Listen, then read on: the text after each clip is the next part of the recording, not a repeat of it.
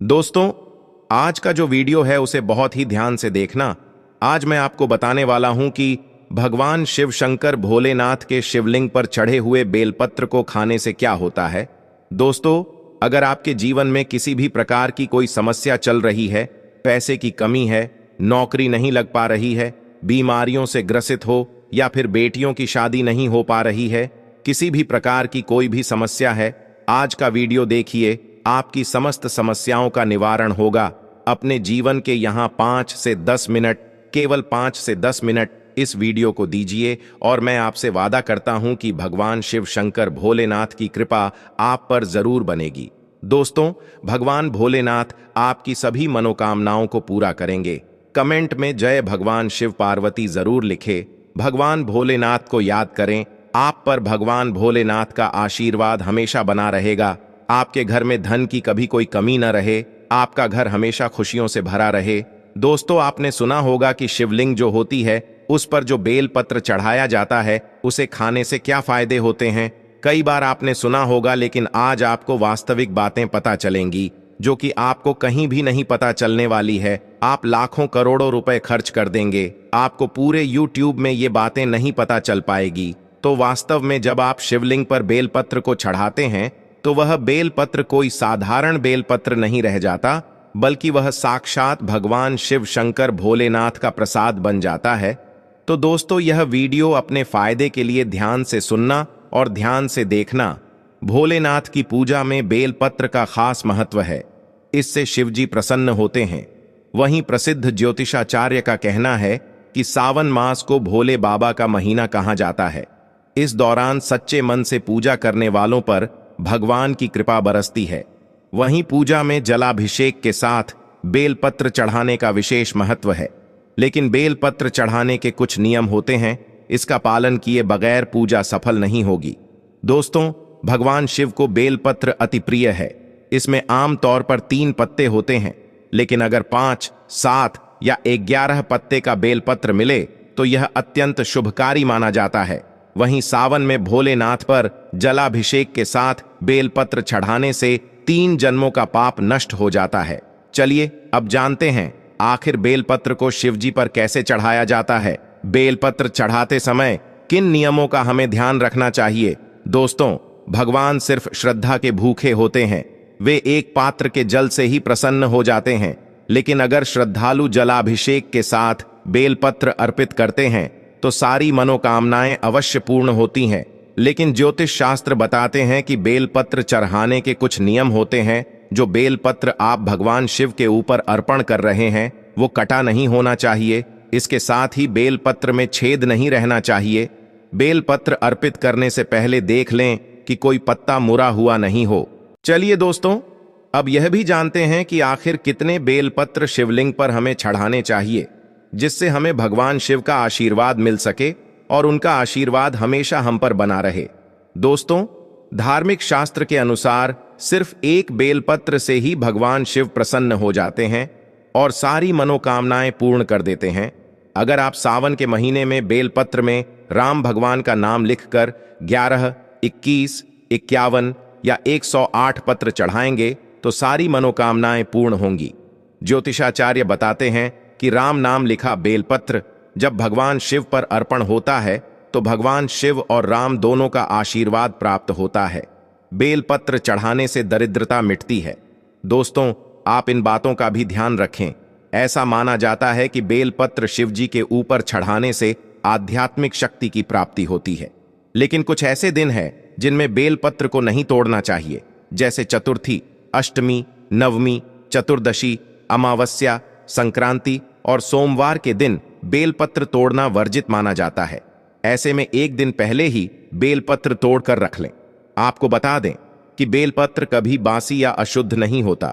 दोस्तों, अगर आपको पंचमुखी बेलपत्र मिले तो आपको क्या करना चाहिए, आइए दोस्तों जानते हैं। ऐसे तो आमतौर पर ज्यादातर 3 पत्ते वाले ही बेलपत्र मिलते हैं, लेकिन कभी अगर आपको 5 पत्ते वाले बेलपत्र मिल जाए तो यह सबसे शुभकारी माना जाता है। उस बेलपत्र को आप शिवलिंग में चढ़ाकर अपने घर ले आए और किसी शीशे में बांधकर पूजा वाले घर में रखें। माना जाता है कि 5 पत्ते वाले बेलपत्र में साक्षात शिवजी वास करते हैं। दोस्तों, 5 पत्ते वाले बेलपत्र का रोज दर्शन करने से शिव जी के दर्शन प्राप्त होंगे। दोस्तों, अगर आपको आसानी से बेलपत्र नहीं मिल रहा है तो आप चांदी का बेलपत्र भी सावन के महीने में शिवलिंग पर चढ़ा सकते हैं। इसे आप रोजाना गंगा जल या पानी से धोकर शिवलिंग पर चढ़ा दें। ऐसा करने से भी भोलेनाथ प्रसन्न होते हैं। अगर बेलपत्र नहीं मिल रहा है तो आप शमी के पत्ते भी शिवलिंग पर चढ़ा सकते हैं। दोस्तों, अगर आप धन से जुड़ी समस्याओं से जूझ रहे हैं तो बेलपत्र के पेड़ के नीचे दीपक जलाएं। इस पेड़ के नीचे दीपक जलाने से धन की प्राप्ति होती है। दोस्तों, बेलपत्र के बीच में शहद लगाकर शिवलिंग पर अर्पित करना ज्यादा शुभ माना जाता है।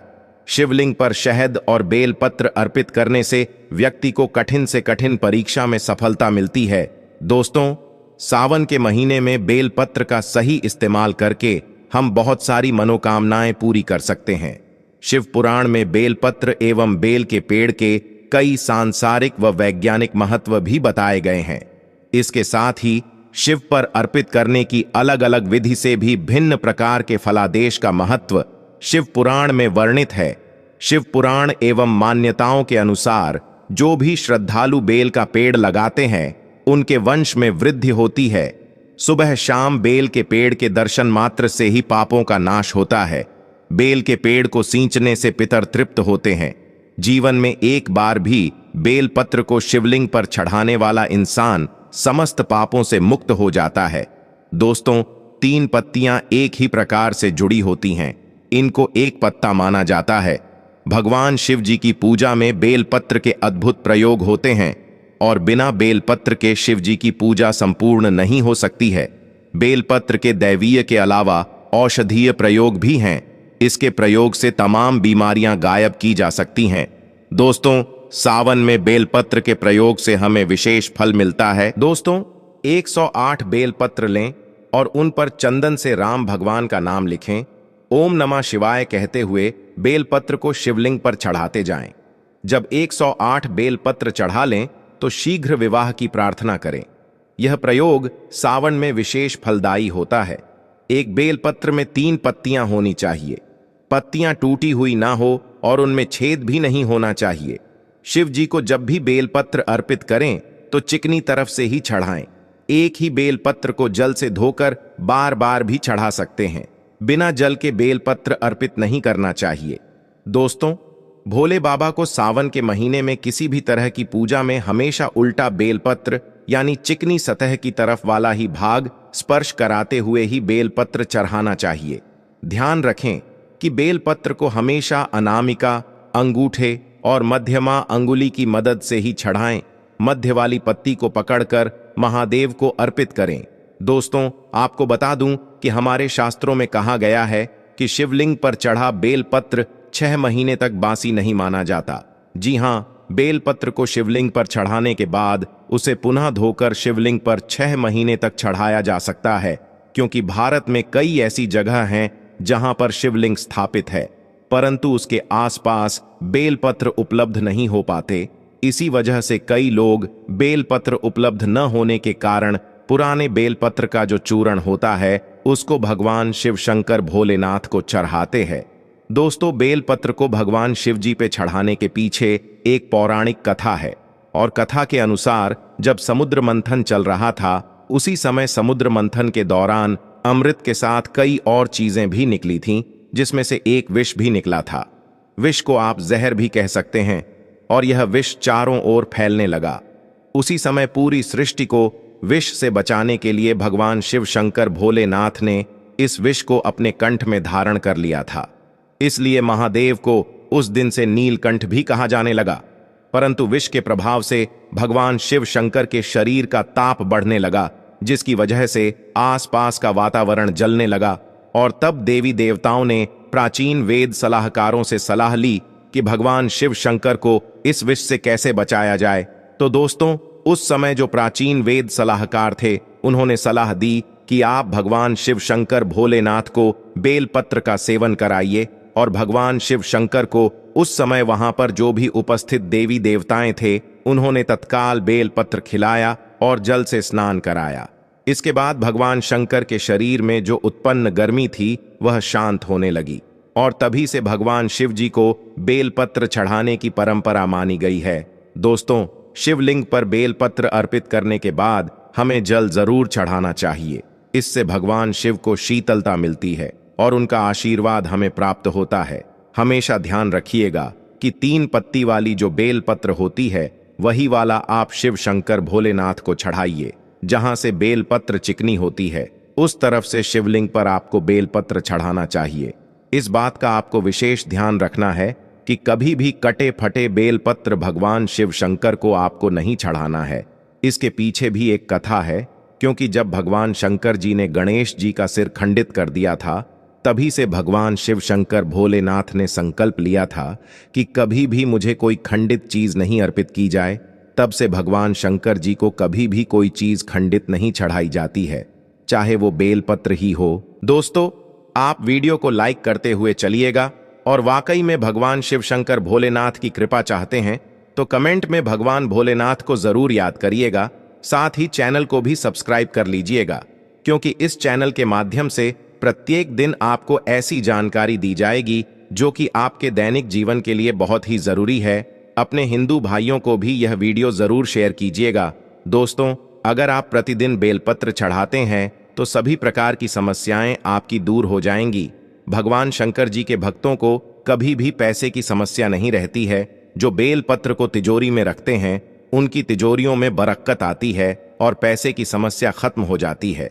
दोस्तों, आप इस वीडियो को ध्यान से देखते रहिएगा, क्योंकि बेलपत्र से जुड़ी संपूर्ण जानकारी आपको यहां पर प्राप्त होगी।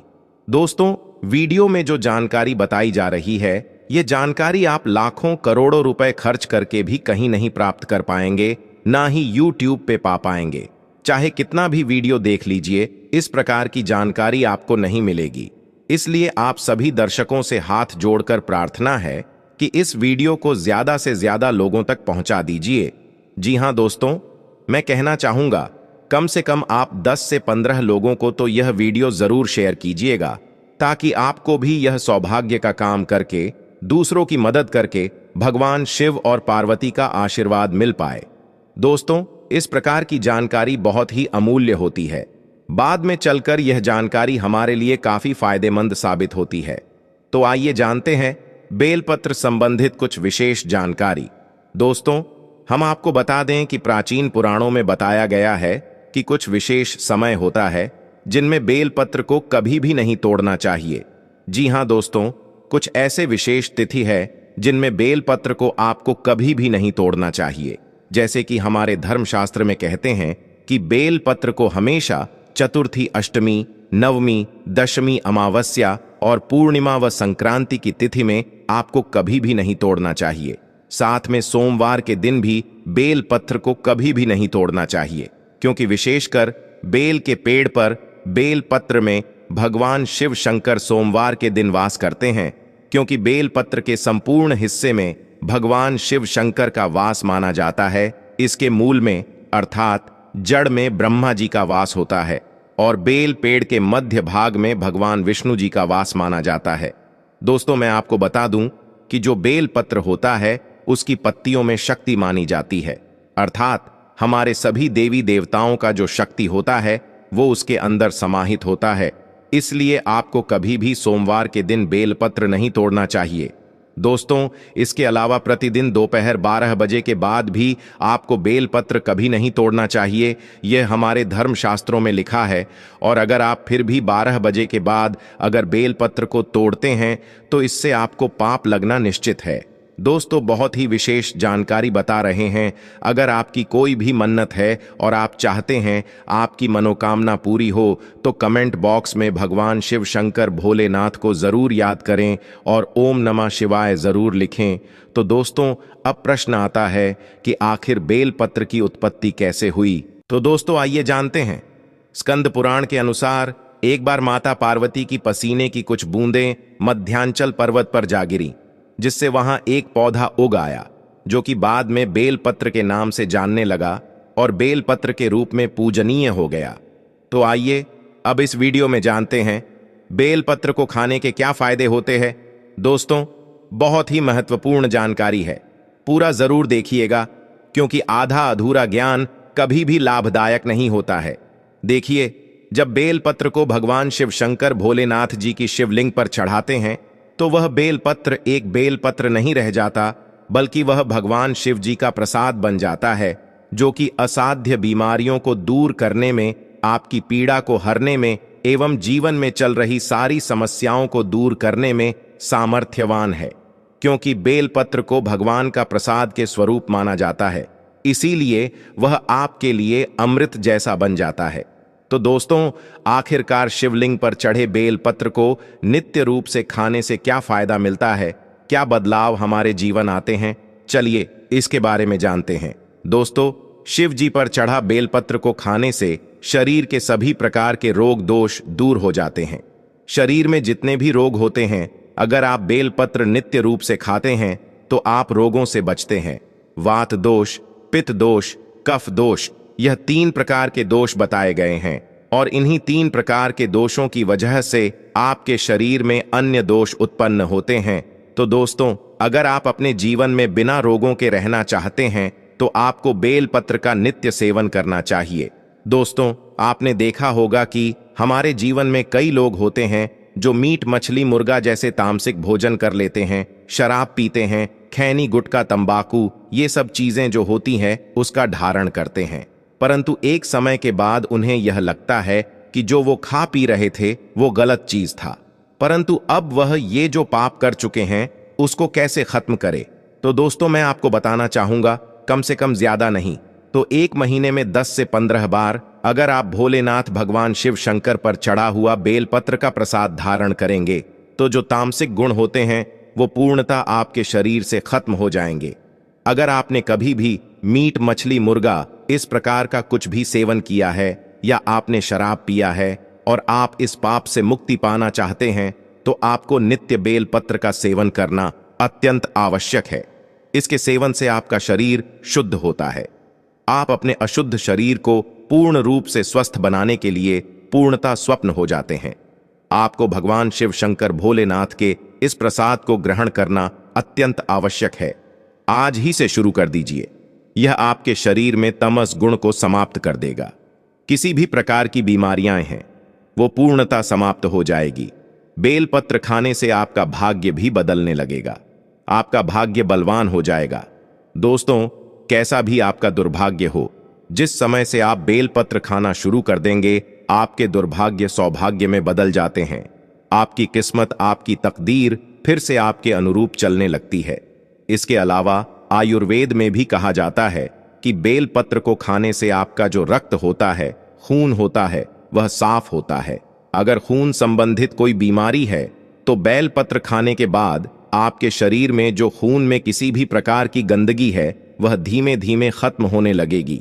आपका शरीर बहुत ही स्वच्छ हो जाएगा। एक बेलपत्र खाइए, दूसरे दिन 2 बेलपत्र खाइए, तीसरे दिन 3 बेलपत्र खाइए। इस प्रकार ऐसे ही आपको जो बेलपत्र खाने का क्रम है उसको बढ़ाना होगा। धीरे धीरे खाइए, लेकिन खाना जरूर है ताकि आपके शरीर का जो खून है वह बिल्कुल शुद्ध हो जाए, साफ हो जाए। दोस्तों, मैं आपको बता दूं कि बेलपत्र जो होता है वह फिल्टर करने का काम भी करता है। आपके शरीर को, जैसे आपके शरीर में किडनी होती है, किडनी क्या करती है, जो पानी होता है, जो खून होता है उसको फिल्टर करती है। उसी प्रकार से जो बेलपत्र है वो भी आपके शरीर में जो अशुद्ध चीजें होती हैं, आपके खून में जो गंदगी होती है उसको साफ कर देता है, फिल्टर कर देता है। दोस्तों, सच्ची श्रद्धा से कमेंट में जरूर लिखे जय भोलेनाथ, जय शिव शंभू। साथ ही देवों के देव हर हर महादेव सदैव आप पर अपनी कृपा बनाए रखे। मैं उम्मीद करता हूं ये जानकारी आपको जरूर पसंद आ रही होगी। दोस्तों, यदि आपको यह